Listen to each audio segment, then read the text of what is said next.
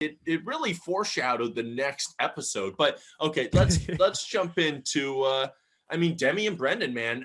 Oh man, first of all, is there anything worse than, because at first it was hot, it was going very well. Yeah. Is there anything worse than a montage of like a very romantic date with the person back home being like, I don't think there's anything to worry about. I think we've got a great connection. And then you see them like canoodling. It's just a class. And you know what? They do that every single date, right? We saw it two times this past episode. Yeah. And obviously we saw the one with Demi and Brendan, which took a bit of a turn after all the festivities. Okay, let's get into it. Because I like Brent. I don't know, dude. I wrote down but I don't know how I feel about this guy. He seems really nice, but if I'm a woman looking for commitment, that dude is a walking red flag. I gave him a pass on Tayshia's season, and I called it responsible. I said, okay, if you don't think that you want to go through, sure, it's smart to take yourself out early.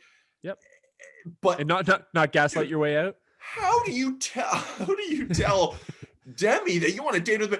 You just stopped kissing her, man. He's already got his one foot out the door. Chill out, man. She said it. I'm not asking you to be my boyfriend. I'm asking you to finish the date before saying you don't want to date me anymore. The timing of that statement could not have been worse. I mean, we usually see a conversation like that or something in that realm happen. You know, when they go back or when they're on their way back, saying, you know, I had a good time, but you know, as everybody here in Paradise, I'm looking to explore all of our options. And you know what? If we're the strongest connection at the end of it, then so be it. And that's how it's going to go. Anyone to get that, it's Demi, right? Well, exactly right. But, this guy's barking up the wrong tree. Dude, there's a difference between being authentic and coming into every interaction with one foot out the door. That's what it seems. Dude, I don't know his interaction with Piper. I totally forgot about it because we saw that on social media. Totally forgot about that until it was all brought up. I'd be interested to see Piper come in and get her perspective on the whole thing, because maybe it was the same approach. Because with Natasha, you're not kissing her goodnight. You're not. This dude is so like, and it's tough to gauge. I was going to get into this later. It's so tough to gauge how far people have gone emotionally, but also physically. They haven't kissed. You've been chatting since day one. Well, exactly. And you know what? I was skeptical about the whole Brendan situation because, I think they said in the show, it's almost like a game of telephone. No one really knows what his deal with Piper is outside the show. Because it really spun off. It really just spun off. It's some people saying like, "Oh, I'm good friends with Piper. Like I know, I know that." I heard they eloped. I heard they're married. Yeah, right. So that's why I think we saw a lot of comparisons on social media with Blake's situation from a couple years ago. Were you seeing that sort of stuff? I was seeing a lot of that, and I was a little skeptical at first because, you know, I didn't know what information was true, what was factual.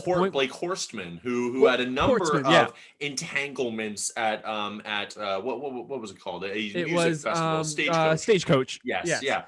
The only difference was Blake wasn't in a relationship going into it, as people have said Brendan is with Piper, but we don't know what that is. They could have just hooked up a couple times. Like, come on, exactly, right? But I think he was too quickly. He was kind of put in a category there without hearing anything from him. But just from what I am seeing, from what you and I are seeing, dude. I mean, you're hot and cold with Natasha. You're hot and cold with Demi.